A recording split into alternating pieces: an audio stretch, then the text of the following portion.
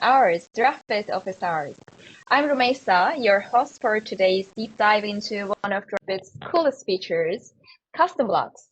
And joining me today is Alan, our core engineer and one of the brains behind our latest update on custom blocks. And we have also Maruf, one of our most talented expert engineers who's been getting hands-on experience with these blocks lately. Welcome, Alan, Maruf. Hello, good to be here. Yeah, good to have you. So, Alan, I have a question for you. Yeah, Custom blocks have been part of the Draftbit experience for some time. I'm not sure when we first introduced them, though, but what sparked the change? I mean, what was that moment when your development team said, like, hey, we need to shake things up with custom blocks, like giving them kind of a facelift, right? right. Um, Well, so the main limitation with custom blocks prior to this new feature, this new update, is that when you had a custom block in your tree, when you already had added it to your screen, you can't and you change it. You don't see those changes reflected elsewhere where you have the custom block. Custom block basically was more like a saved component tree, which you could paste or add to your screen in multiple places, which is very useful. But then each one of those places that you put it is an independent copy of that component tree.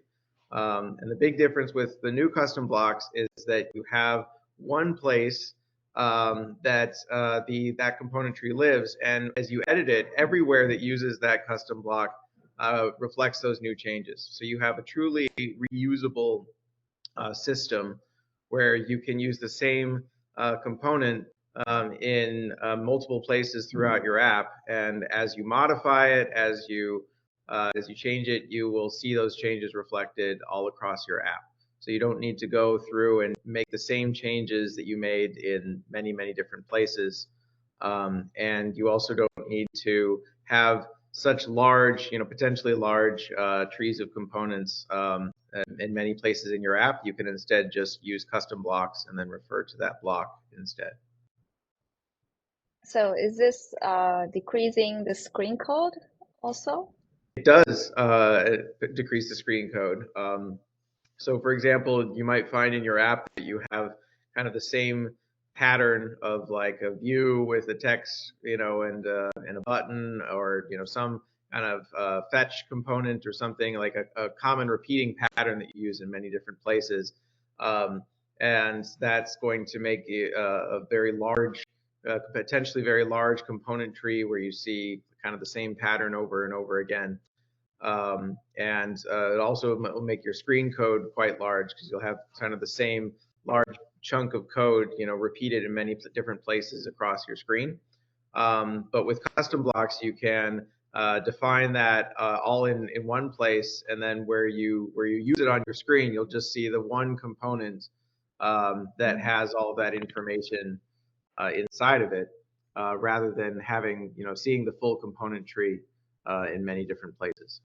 So it can make your screen code smaller. It can make your component tree smaller as you're using Draftbit, so you don't see as many components in your component tree. So it's a little bit clearer from an organization point of view. And then it also can improve your performance if you have a very large screen with hundreds or thousands of components, as some people do. They might experience decreased performance as a result of just having all that data. And as they move some of that information and consolidate it into custom blocks, the amount of information that one screen has to keep track of becomes much less. And so you can improve the performance both of your app and of your experience using Draftbit. Yeah, some of our users have very large apps. I mean, they're using many components on their screens, and when I talked to them, they were very excited using custom blocks, trying custom blocks in their screens. Yeah, that's a great feature. So, and I have a question for Maruf.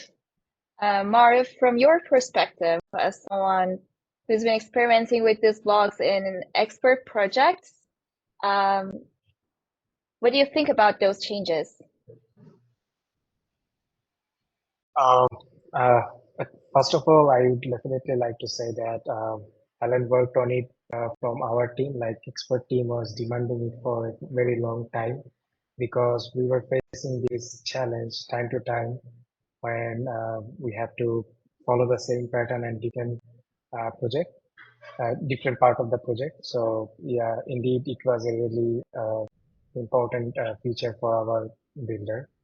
And I see like blocks, it's a very simple structure from a very first perspective, but if you can use it like putting props and if you have a good design pattern, you can build a very powerful thing and it definitely might let you uh, build very powerful and good looking UI with a very small amount of time.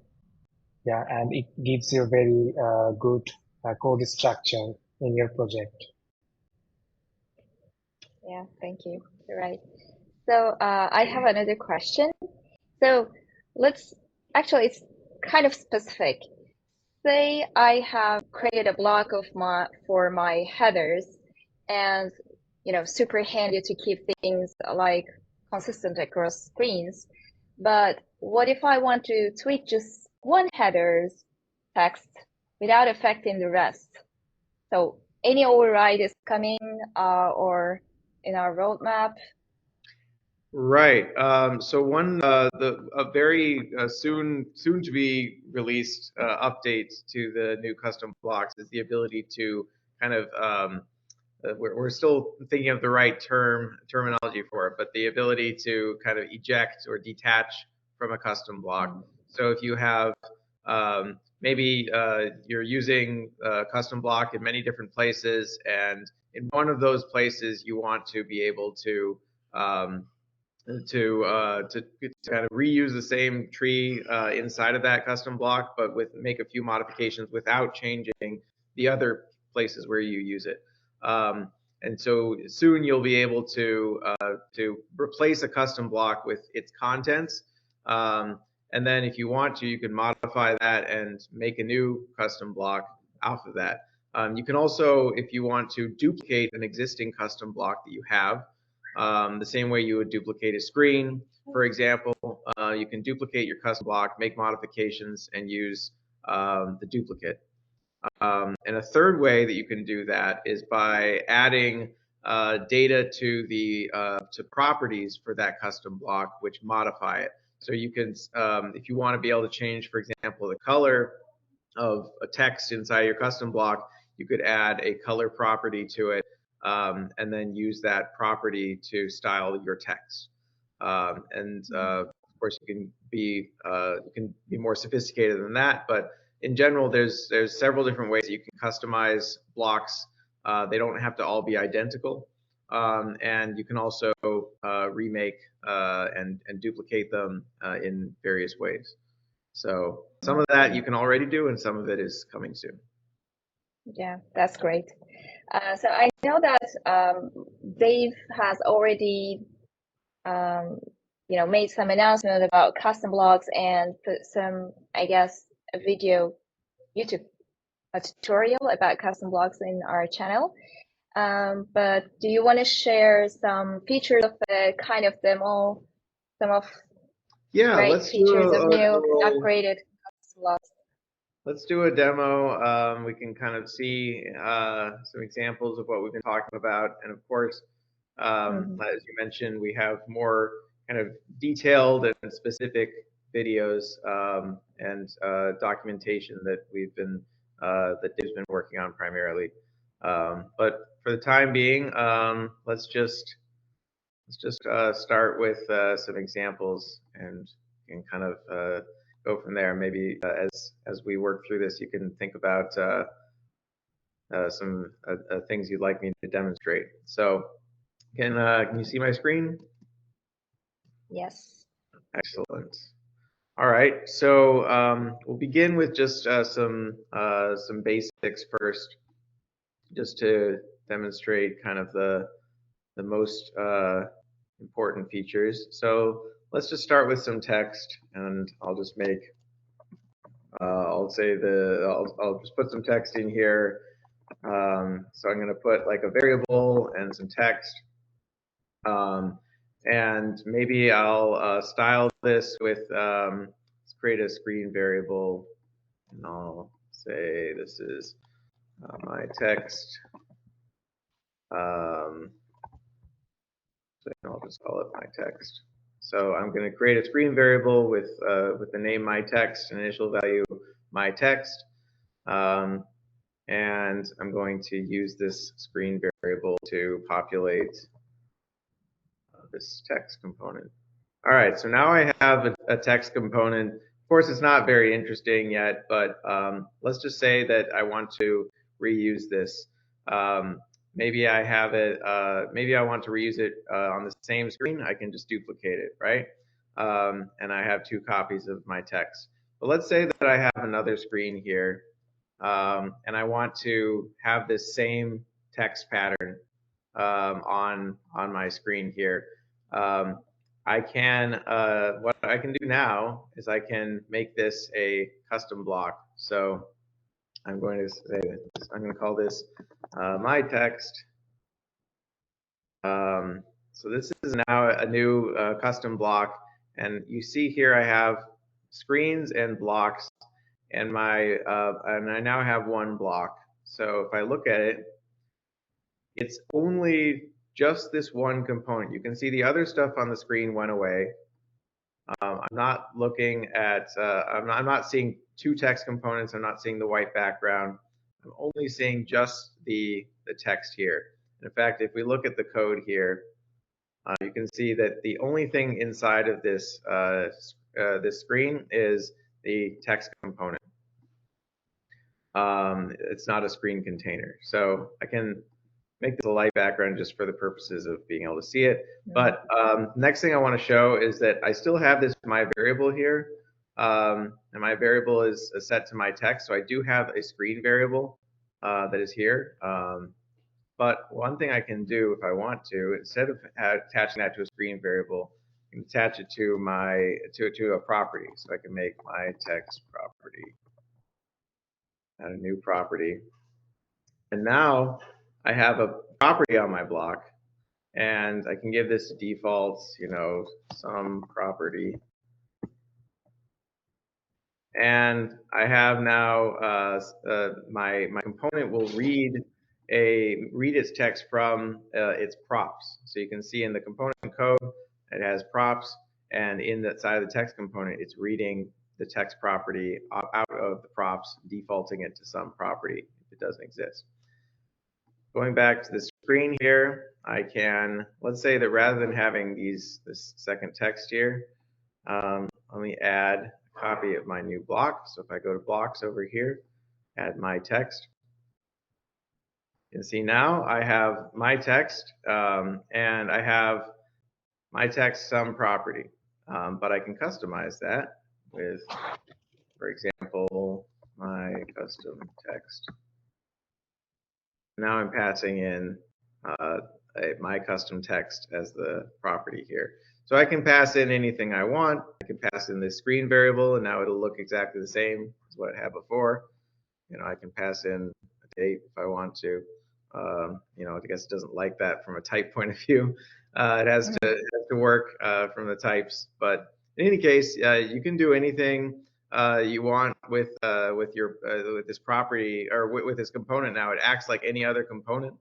And you can see in this here, I'm actually calling it as another component. So that's what it's doing under the hood. If I pass in, you know, a property, then it passes that property directly to this component. So that's a brief overview of some of the things you can do. What else would you like to see, or do you have any questions at this point? Kind of. Yeah, my question is like I haven't I haven't got a chance to, play around with custom blocks much. So, for example, are we able to create custom blocks from custom blocks? And what if we want to delete a custom block from screen? It's not allowed, right? If it's in use. That's right. Yeah, so let's demonstrate that. So normally in custom blocks in this menu here, um, there's a delete button here. So let me demonstrate that. If I do create a custom block and I don't use it, my unused block, create it. I can delete it in one of two ways. I have this three dot menu here. I can delete it. Or if I'm in this component picker here, I can delete it here. All right, delete custom block, yes, and it's gone. However, I can't delete this custom block because it's currently in use. So this is a bit of a safety feature we have here. If you're using a custom block, you don't want to be able to delete it. So we prevent you from deleting that. And hopefully it's clear why you can't delete it. Yeah, so that's an example of that. Deleting and the deletion of custom blocks. Let's show another example. You mentioned having blocks inside of blocks, but you can definitely do that. So if I create a new block, my block with another block, let's inside of this. One thing you notice is that if you create a block from scratch, it always starts with a view. That's the outermost component. At some point, we might be able to customize that, but for now, just every block component has a view unless it's created from inside of another screen, just as a note. So if I go and add a component here, I go to this menu. One thing you'll notice is you can't add a block as a child of itself. Obviously, that would just not make sense from a code point of view. Just so you know that, but you can add a text. And now I have a block with my text inside of it. And this can nest, as deep as you want. You can have like a block, with another block. You can have a my text block, and you can go as far as you want, like you would with any component in a React code base. That's cool. So, and you mentioned that for making individual the unit. So we have a unity there, but we want to tweak some properties of the block for some certain screens. You mentioned the third option that changing the block properties. Sure. For that screen. Could you demo that one? Yeah, let's see. So a simple example might be to change the color of your text. So if I add, maybe let's just make it text color here as a property. And now when I go to my styles, my color here, I can use a dynamic value, and I'll just use this property of text color. And when the property is not passed in, it's just going to, use the default. Well, let's change the default here to be blue, for example. Now you can see, might not be so clear, but this is blue text now. And if I am on a screen which uses this block, you can see now it has blue text by default. But on this screen, maybe I want let's make two of them. So I'll do a my text here, my text 2 here. But maybe on the first one, I want a different color. So maybe I'll use green. Now you can see it's been changed to green. So this is you can do this with any kind of style you want, as long as you pass in a valid value for that style. Like has to be, if it's a margin or whatever, it has to be a number. If it's a flex, it has to be, the correct setting for your flex properties. But you can pass in anything you want into those props. and customize your behavior, your styling that way. Or you can even use it, for example, let's just do a little bit more sophisticated one. Let's say I want, let's add a few texts, and let's put a condition on this one, for example. Let's add a condition as a, let's see, show extra text as a property. And we'll put that same one property. So now you can see that these default to false. And if I'm in my screen and I add an example of my block with another block, let's make this a little bit more clear.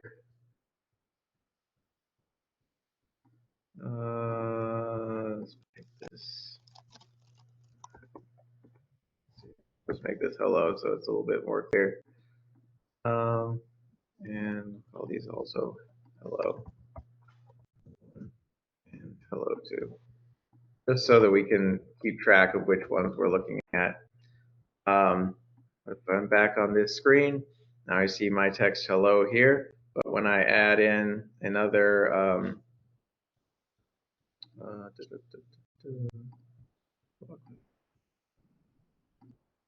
text, yeah, sorry, there might be a bug there where I have to reload to get these properties. Oh, that's actually, oops, we got a bug here. We're supposed to be able to see those properties and be able to customize them. You can see you can customize them on this one, but not on this one. So, well, we found another bug, but we found a little bug That's there, great. that's okay. We got to fix it. But the what you should be able to do is you should be able to see a property for this show extra text in the list of properties, and then when you if you set that to some value that's true, then the conditional value would become true on this block, and you would see your extra components that you added. So the long story short is that you use block properties to customize the look and feel of a block. And if you need something, if you want to make a entirely different version of the block, but you want to use it as a starting point, like let's say I want to have another block that does not have that conditional behavior on its text. I can duplicate this block, go to the duplicate, take away the conditional values on this. Let's see. Still want to have that map to this. That's fine. Just leave it that way. So I can take away the conditional values there.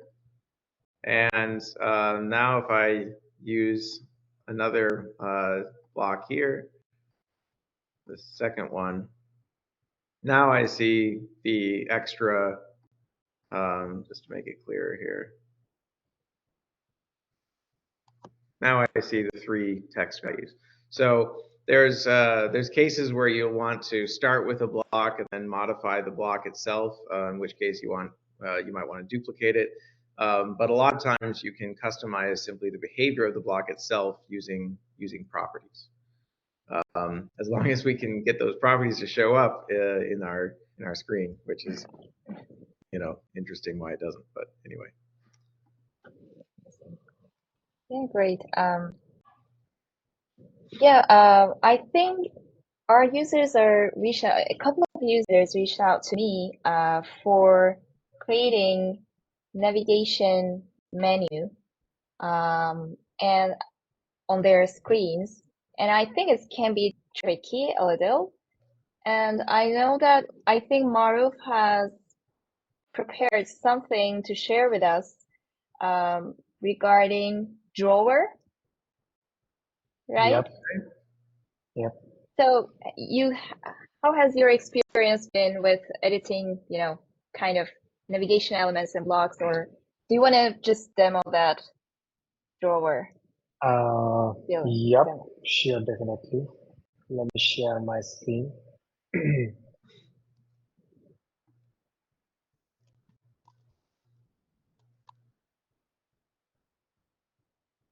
Okay, can you see my screen? Yes. Yep.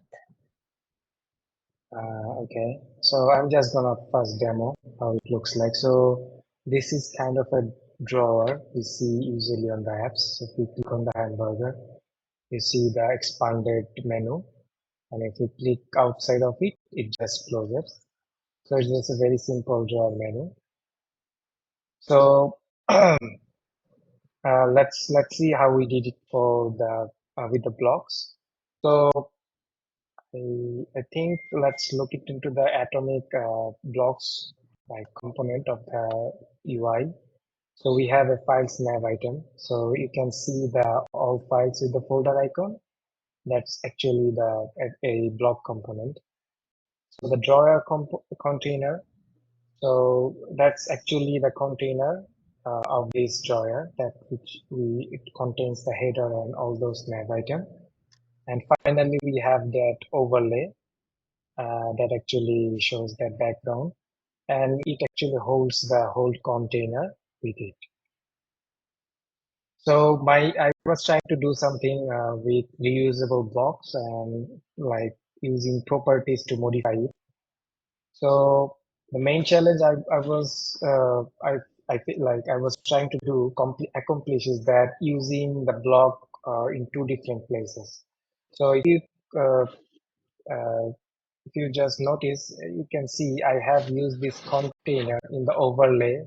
So I have used this block in another block, and also I have used this block in a single component like here. So the idea is that we want to show the drawer is squeezed to a certain width when it is not open, but we want to expand it when the drawer is open. So I just wanted to create it with the same component with a property. Let me know if that is if I'm going too fast or it doesn't make sense. So we have a global variable that says show side drawer. So it's currently false. And throughout those UI interaction, we just switch that variable, and we use that variable in different component. And that variable value means different thing for different component. So let's look into the first drawer container. So if that's false, that means we are showing the squished view of the drawer. So we change the size to 25% of the screen, and the drawer is not hidden. And when it expanded, we are increased it to 70%. So that's why it expand to 70% of the screen. Uh, so and this side drawer overlay, we are just we put it in a whole view to contain it and conditionally hide and show it, and it is also conditionally showing and hiding with this global variable. So that's simple. That's the main screen. Let's take a look into the overlay component. So you can see this is the background, and this is the block that actually the container. So this block contains everything related to the nav item and header. So it is very simple. So if it is expanded, we just pass the global variable to the children component, and depending on that, it renders few things and hide few things. That's the actual logic behind it. So if I go to the drawer container, you can see I have the surface that actually you see the bordered uh, bordered container, and this is the header where you can see the icon and name, and this view actually containing all those nav items. So I started with creating a view, this nav item, and made a block out of it. So the logic for this nav item is that when I am showing when the side nav is shown, I only I show the text. Otherwise, I don't show the text. So that's actually logic behind it.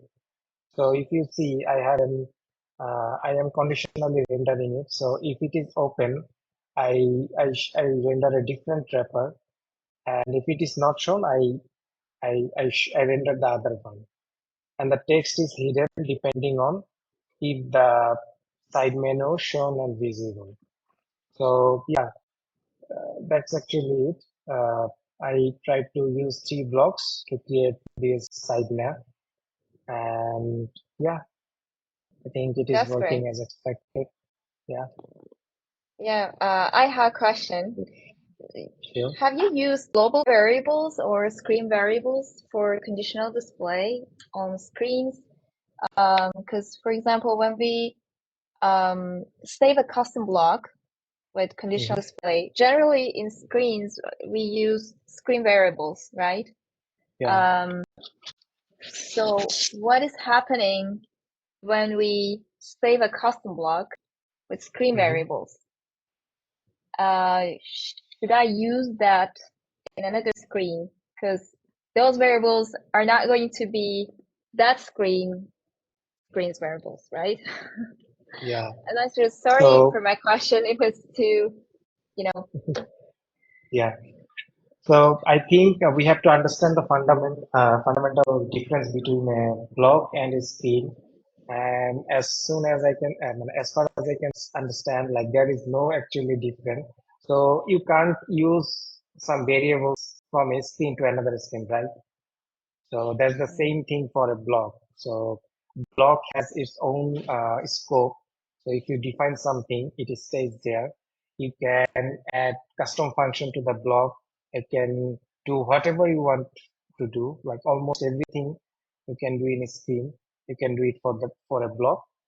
But yeah, to communicate between block or to between screen and block, you have to use a global scope so that you can, different part of the app can talk to each other. So I are hope we that doing answers. that with global variables then? Yeah, we are doing it with global variables. So suppose the logic for showing the side net or contracting it, like the component block itself doesn't know when to close or open, right? So that's why we are using an app variable to store the state. So when you click from the main screen, the global variable flag changed and the block Yeah. knows reading that global variable, right? So that's how we are communicating between them. Yeah. Yeah, I see. By the way, we had a question about blogs, recent blogs in community. Okay. Mhm. Let me send it to you so that you can share it. Just a minute. I think I can send it from chat here. Just a minute. I couldn't. Why? Okay. I'm going to send you through. Okay. Just a minute. I'm gonna open that one. Why it's happened like that? I'm not sure. Okay, here in chat. Okay. I think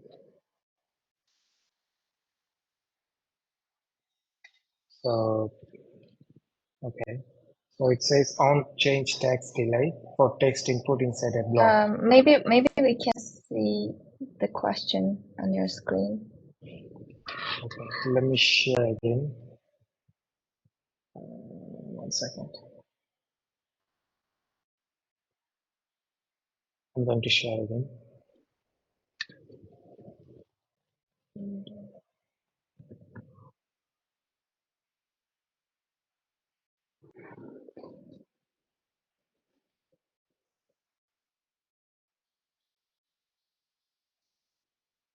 Okay. So this is the question, right? Yeah. Uh,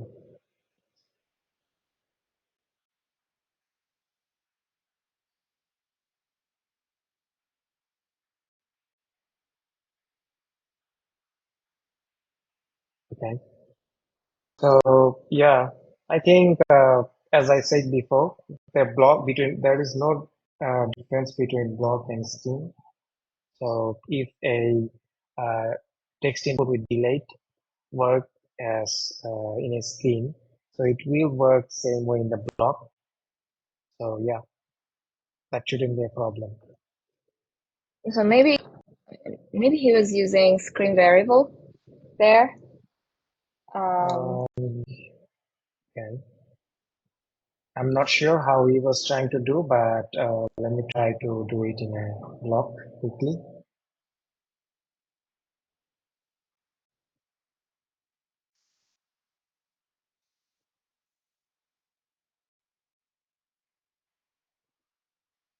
So I'm gonna add a text input.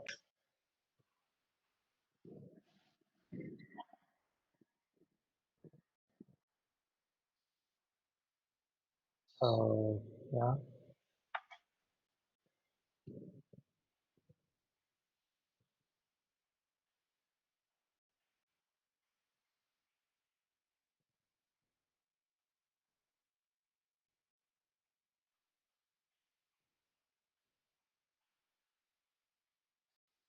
I'm just gonna add a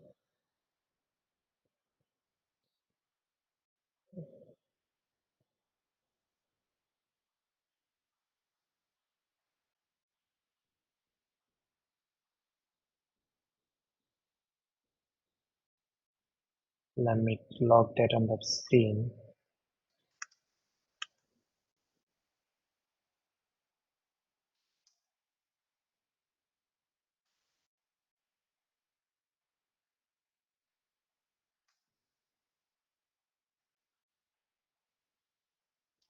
Okay. So I would say text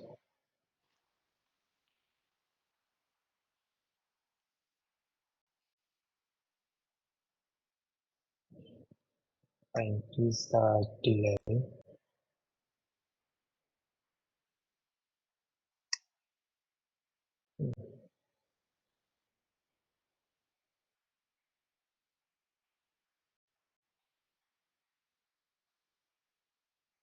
Okay.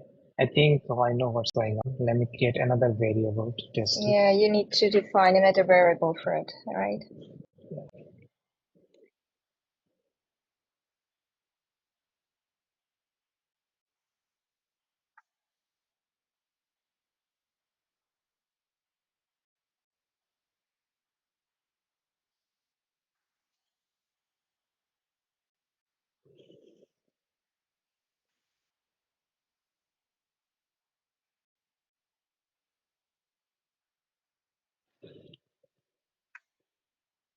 Oh, sorry. I have to print that delayed variable here.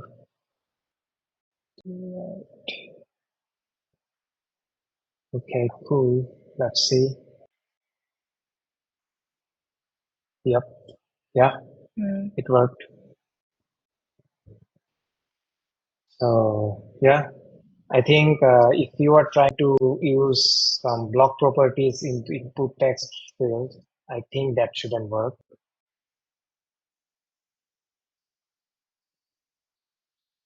So yeah, so the delayed input has to use its own new variable, own state. It can't use the property or set the property. If you try to do that, that should work in that case. So yeah, Okay.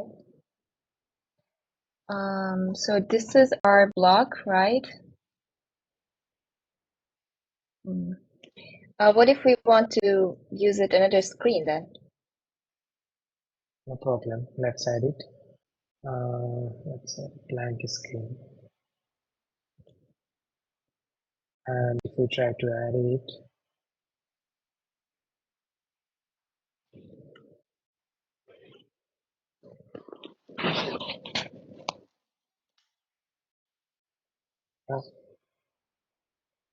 looks like it is working. Yeah, that's neat. Thank you. Very cool. Yeah. Great features. And it will be even greater with other updates, right? That Alan mentioned in the beginning. Yeah, we have a few updates. One I mentioned about being able to kind of eject out of a component custom block. Another that is just about to be released is the ability to pass in a callback as a property. So if you want to update your, like let's say you have a screen variable and you want to be able to update that screen variable from inside of a custom block. Can't currently do that, but soon you'll be able to. You'll be able to pass in a callback property. So it's just like any other property, but the callback, but the type of the property is a callback function, and then you can pass in a custom function from your screen. You can pass in a screen variable setter, and potentially other things down the line. So that's something that you can't currently do, but soon will be available. And Yeah. I think if there's any other big updates. But yeah, as we continue to iterate on it, there'll be cool new features. So yeah, stay tuned. Yeah, that would be awesome. Yeah. Okay, thank you. Do you have any other thing to add about custom blocks? Any other features that you want to talk about? If you don't have any, we can cover at least one community questions. It's not about blocks, so that's why I'm asking. Just wrapping up the custom blocks. Yeah, I think we covered a lot. And of course, if anybody has questions about it, ask in community, and also refer to Dave's documentation. And yeah, I would just encourage people to use them, especially on large screens. They'll make your life easier, and keep your apps running more smoothly.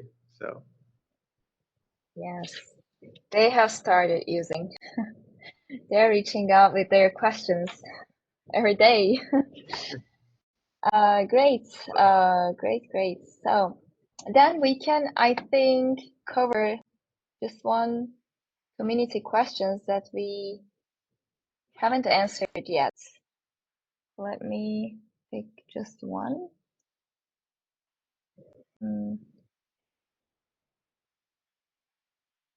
Which one? Custom calendar or two? One or two. Okay, I this think is we about can. custom calendar. Yeah, Marv, Okay. please go ahead.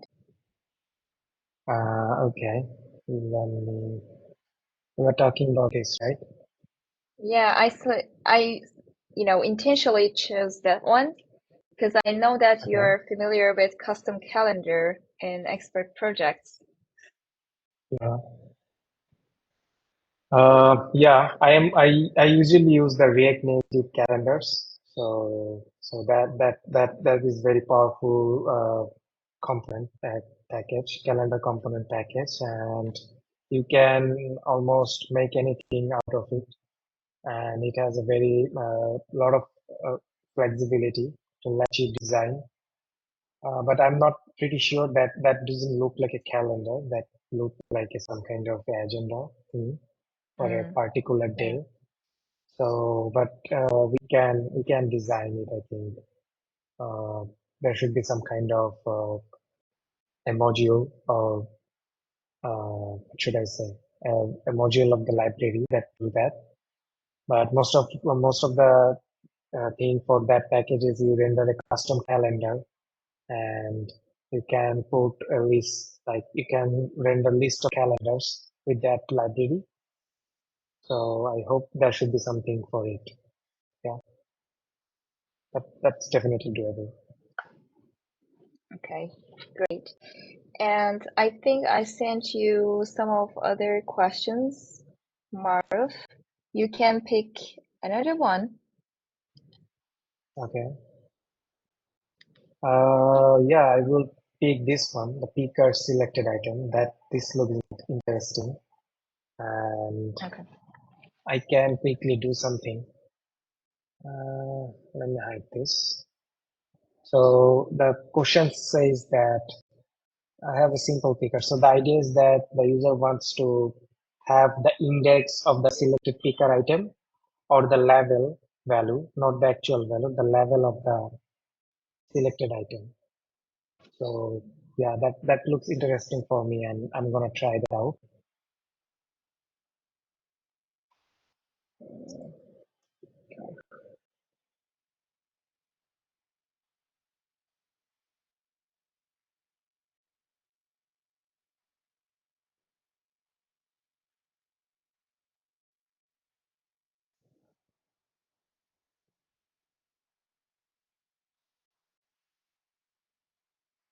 So let's create a variable called picker options.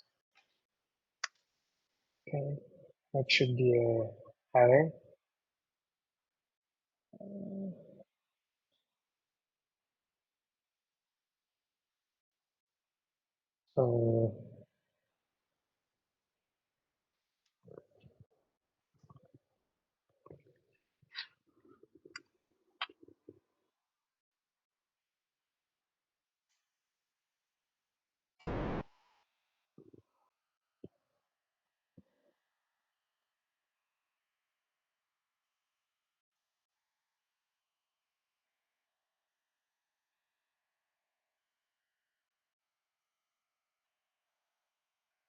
So the label should be test2.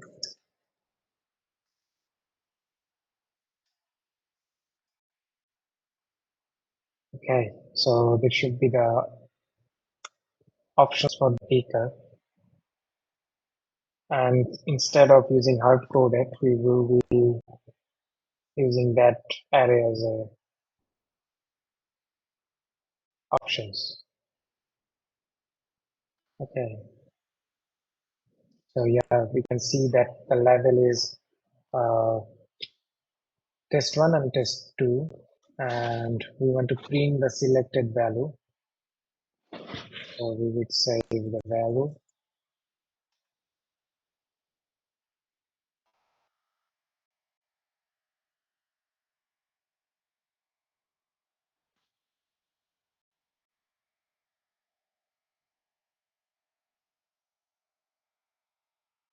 So yeah, we can see the value is changing when we are switching between the picker item. So the challenge is to we want to print the label when when the user change the picker item. So we are going to write a custom code to do that. So we will be storing that label, currently selected label value here.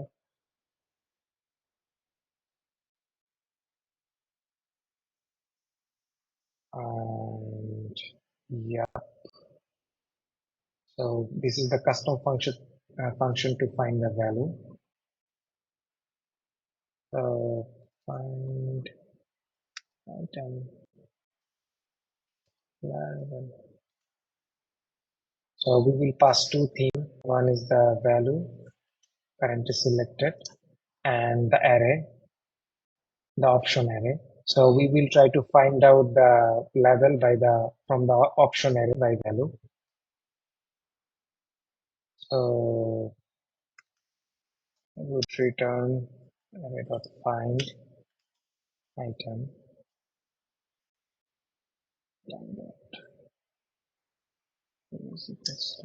Value. So we are leveraging the find method of the array.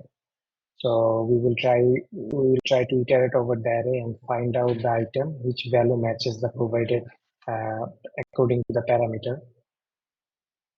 We would save that. So let's go to the picker, and on value change, we would call that custom function.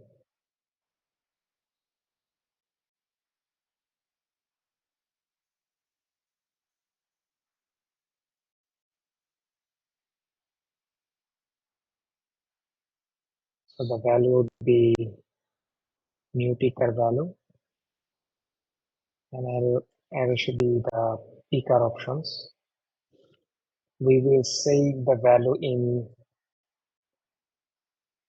return file.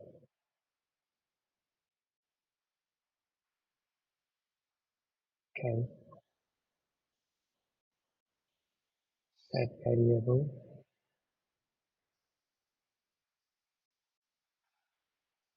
So we will be storing that return value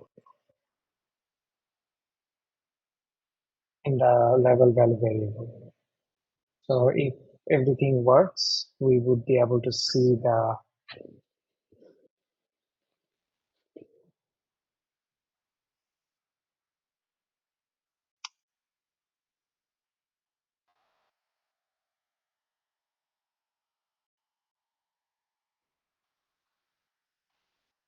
let's see. Oh, sorry, I think.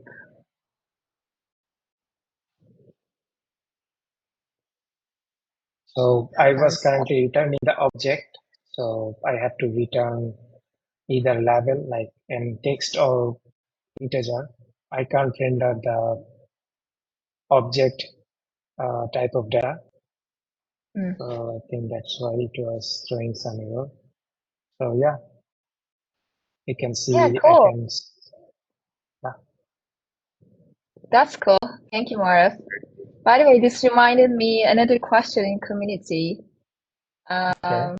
Why we have Alan? Let me ask him. Can I share my screen? I've already Yeah, responded that one, but just stop sharing. okay. Just, um, since you said object and mismatch type mismatch, so this user was experiencing an Android crash because he was passing an object type while custom checkbox component expects a Boolean. So so I already responded it. So in this type of mismatch type of data, Android just doesn't tolerate it, and it crashes the builder, not just the builder. I'm sorry, not the app itself, Android. So that was the question. So let me tell you a story. So when I first started Draftbit, um, I realized that this is happening in a user app. So since it's working in web preview, it's working in iOS preview, but it just crashes the Android preview. So I thought that it's kind of a bug, and I got excited and filing a ticket, right? And then one of my nonsense tickets maybe. Sorry about that. But anyways, then Safar reached me out. Safar called me and explained me that this can happen in Android. So Android platform doesn't tolerate these kind of data type mismatch type. And then we try to, kind of revert, change the ticket a little bit, kind of how if we can handle this in the builder side. So for preventing crashing in Android apps. So I think this ticket is kind of a backlog because, of course, this is kind of a needle in a haystack. And since we had more important updates and fixes, it's not a primary thing that we need to handle, I'm sure. But I have a question for Ellen. Is this something that we can handle in Draftbit side? You mean in general or in this like particular And case? yeah, in Like, general, I mean, in Androids, when you pass, I mean, in that case, he's passing an object, but the checkbox value is expecting a Boolean. And it right, happened, I guess, in a user app in a button, like true, false. It's expecting a Boolean value. So right. how can we prevent it Well, in the in general this? case, it's there's always going to be cases where you don't realize it, ahead of time, and you don't have that information.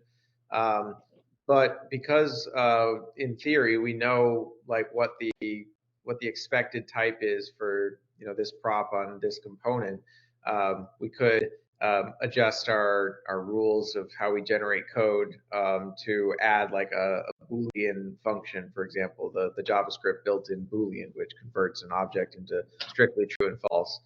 Um, and we could say like, hey, if we know that this prop is a Boolean, and I think that until very recently, we didn't distinguish between different platforms when we were doing our code generation. But that's something that we're starting to work on, or I think Yusuf has some recent change that's doing something like that. So that might be something we could do. For example, if we know that we're generating for Android and we are doing, and we're generating code for a component and we know that a prop on that component is a Boolean, then we can convert whatever value is passed in there into a Boolean with that function. Or we could convert a number into a number, by calling parse int, for example. So there are cases where we could do that. Or for example, if you try and use an object inside of a text component, then you'll get, it'll get angry. So we could call like toString, for example, to make sure that whatever's being used as a variable inside of a text component is a string and not an object. Those are options that we have for cases where we know and cases where we have control over what's being passed in. We can't do that, for example, in components, custom components, in certain library components where we don't know what the cases will be. But definitely that there are cases where we could handle that and we could prevent type mismatches. But certainly as a general all-inclusive solution, it's always going to be a sort of what am I trying to say? It's like an asymptotic thing. We'll get closer and closer, never all the way there. Yeah, I see. I mean, it's working in iOS. iOS is more tolerant in that case, but not Android. Yeah, I see. Okay, thank you. Sure thing. So I Um, think we can wrap up. Do you want to say something, Maruf? I just want to add some kind of proactive thing you can do. Like you see, when I was writing code on the builder, I was putting conscious type to every type of variable, like object array. So if you follow this practice, this will train your subconscious mind that you are type aware, because we are writing JavaScript code at that end. So that's not a type script. So yeah, if you do this Yeah. practice, this kind of error can be ignored in the future. Yeah. One thing to note just on what I said before for this very specific case, we don't currently provide a built-in transformation for that Boolean that I mentioned, Yeah. which definitely we should have. That's there's always more transformations that we could use, but that's definitely one. But if you're in that situation and you do want to, for whatever reason, convert something into a Boolean and guarantee it's going to be strictly true or false, the way you do that in JavaScript code is with a pair of exclamation points, so like bang bang X, and then it will always be either true or false. And you can actually do that in Draftbit with a pair of negate transformations. So you can do negate, and it'll have the same effect as the Boolean function. So might come in handy sometime for if you're in that situation. Just a little tidbit. So Oh, thank you for this trick. yeah. Oh, great. And also talking about transformations, I think we are getting more transformations this in near future. Well, Kind of index. it's always growing, but was there one that was recently added? I didn't add one recently, but perhaps either Yusuf or Timothy did. Maybe Yusuf. I'm not sure. Yeah. But what's Um, the new transformation that we got? Index into an array? Is that it? No, I think that's not a transformation. So it's the exposing index in the list item. So for a list Okay. item, you can read the index of the list item. Yeah, that is very Mm, useful. Oh, nice. nice. Yeah. That's like a new variable option. So in your drop down when you're picking your variables, you can, if you're inside of a list, you can see the index of the item in the list. That's great. Yeah, that's great. Yeah, Draftbit always evolves, right? Continuously. That's right. That's great. And thanks, of course, development team. Thanks, Alan, Timothy, Yosef, and everyone, of course, and experts for always testing the new developments before releasing them to our users. And yeah, I think that's all. That's a wrap for today, I guess. What do you think? I think we covered a lot. And thanks for running the meeting, and Maru, thanks for your demo and answering user questions. Thanks to Yeah. all of our users, and we love your questions, and just want to give you the best experience possible. So keep it coming. Yeah. Yeah. Alan, Maruf, of course, a huge thank you for sharing your insights and making custom blocks even more accessible now to everyone.